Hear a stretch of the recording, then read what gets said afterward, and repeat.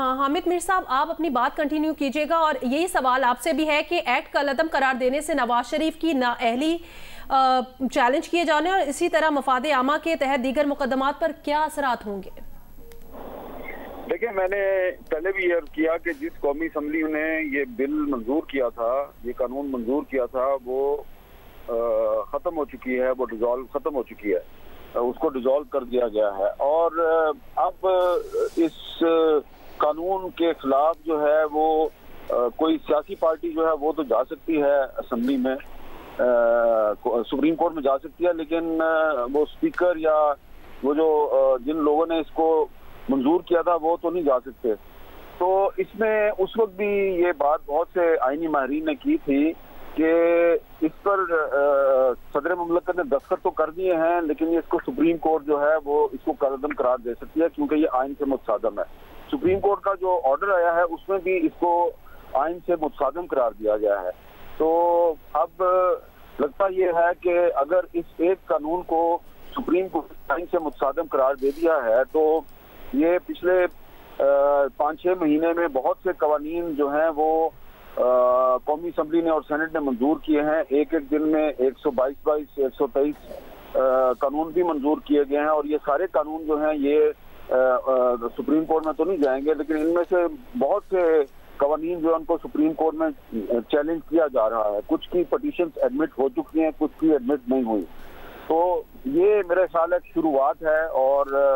अब मौजूदा chief justice साहब जो हैं वो सितंबर में रिटायर होंगे, तो अभी उनके पास कुछ दिन और बाकी हैं। तो मुझे लगता ये है कि कुछ और फैसले भी आ सकते हैं, और जो लेजिस्लेशन हुई है असेंबली में तो उन फैसलों को सुप्रीम कोर्ट ने कालअदम करार देने का सिलसिला शुरू कर दिया है। तो इससे एक ये तासुर पैदा होगा कि वो कौमी असम्बली जिसने कि ये कवानीन मंजूर किए थे, और ऐसा लग रहा था कि 3-4 महीने पहले ऐसा लग रहा था कि सुप्रीम कोर्ट और पार्लियामेंट के दरमियान खुल्लम खुल्ला मुहाजरा ही हो रही है, और उसके बाद फिर उसमें एक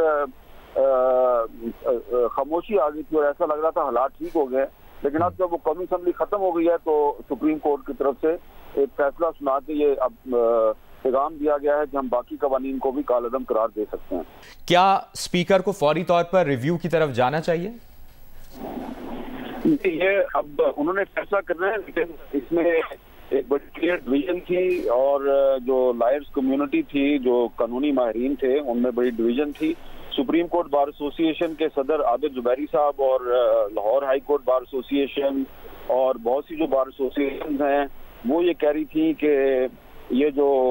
पार्लियामेंट ने जो कानून मंजूर किया है ये गैर आईनी है, इस कानून को खत्म होना चाहिए। जबकि पाकिस्तान बार कौंसिल के कुछ जो ओहदेदार थे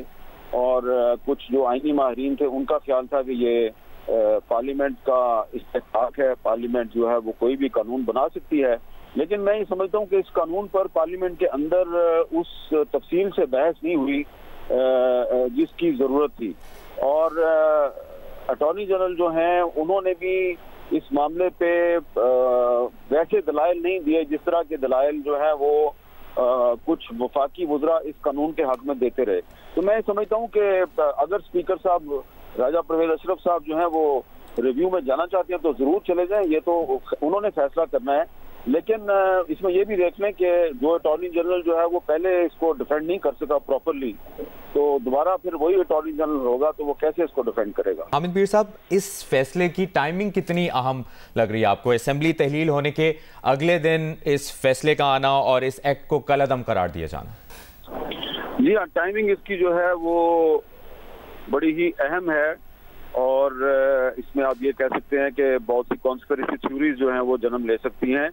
पहली बात तो ये है कि ये फैसला जो है उस दिन अनाउंस किया गया है कि जब कौमी असम्बली जो है वो तहलील हो चुकी है। और दूसरी बात यह है कि सिर्फ एक दिन पहले वज़ीर-ए-आज़म शहबाज शरीफ साहब ने ये ऐलान किया है कि नवाज शरीफ जो हैं वो अगले महीने पाकिस्तान वापस आ जाएंगे। तो ये दो चीज़ें बड़ी अहम हैं कि कौमी असम्बली जो है उसकी मुद्दत ख़त्म हो गई है और वो कौमी असम्बली जो है वो अब अपने इस कानून को डिफेंड करने की पोजीशन में नहीं है, और शहबाज शरीफ साहब ने ऐलान किया कि नवाज शरीफ साहब अगले महीने वापस आ रहे हैं। लेकिन इसमें एक जो तीसरा नुक्ता जो है वो बड़ा अहम है कि ये चीफ जस्टिस साहब जो हैं इनका जो ओहदा है उसकी मुद्दत अगले महीने ही खत्म हो जाएगी। तो उसके बाद जो चीफ जस्टिस साहब आएंगे, जस्टिस काजी फायज ईसा, 184(3) के बारे में उनकी राय जरा मुख्तलिफ है। तो ये जो जजेस, जिस बेंच ने ये फैसला सुनाया है, इस बेंच तमाम जजेस जो हैं उनके बारे में नाम ले लेके जो साबका कौमी असम्बली है उसके बहुत से अरकान ने उन पे तनकीद की, उन पे ये इल्जाम लगाया कि उनका इस मामले में तासुब है और उनको इस मुकदमे की समाअत नहीं करनी चाहिए। बल्कि एक मौका भी ये भी मुतालबा किया गया था कि ये जो बेंच है इसमें कुछ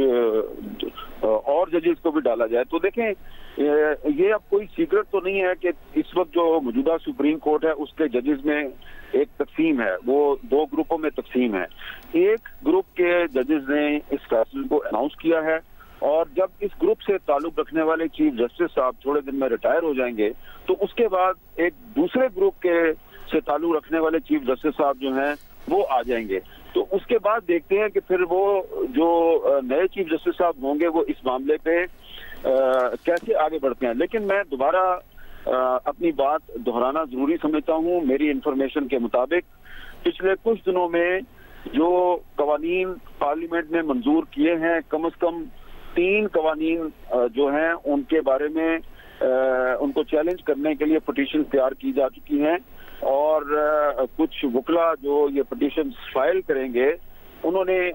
इस बारे में बहुत से, जो जाहिर बात है वकील जो होता है ना उसको कोई पिटीशनर भी तो चाहिए होता है ना कि ये उसके बिहाफ पिटीशन फाइल कर रहे हैं। तो उन्होंने इसके लिए कुछ लोगों को एंगेज भी कर लिया, यानी कि उन पिटीशंस को सुप्रीम कोर्ट में अगर वो लग गई या हाई कोर्ट में लग गई तो फाइट तो वो वकील ही करेंगे, लेकिन जाहिर बात है मुद्दई जो है वो कोई और होगा। तो कुछ मुकदमात में मुद्दई जो है वो कुछ सियासी शख्सियात हैं, कुछ मुकदमात में मुद्दई जो है वो ह्यूमन राइट्स की तंजीमें हैं। तो मैं ये आपको बता रहा हूँ कि कम से कम 3 कवानीन जो हैं पार्लियामेंट ने जिनको हाल ही में मंजूर किया है उनको भी चैलेंज किया जा रहा है। और इसके साथ साथ जो मुश्तरका मफादात कौंसिल ने हाल ही में एक फैसला किया है मुर्दमशुमारी के हवाले से और उसकी वजह से इलेक्शन जो है वो डिले भी हो सकता है, उसको भी सुप्रीम कोर्ट बार एसोसिएशन की तरफ से चैलेंज किया जा रहा है। तो मैं दोबारा ये कहूंगा इसरार के साथ कि जब तक उमर अताब नंदयाल साहब चीफ जस्टिस हैं वो पूरी कोशिश करेंगे कि ये मामला जो है इसको एक ट्रेंड की सूरत में बरकरार रखा जाए और सिर्फ एक कानून नहीं वो कुछ 2-3 और कवानीन को भी कालअदम करार देने की कोशिश करेंगे।